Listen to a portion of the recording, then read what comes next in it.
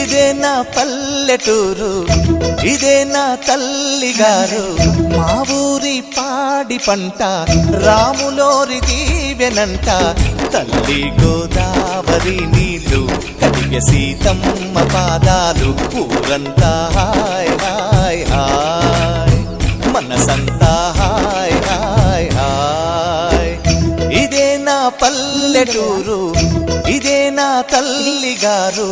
మా ఊరి పాడి పంట రాములోరి దీవెనంట.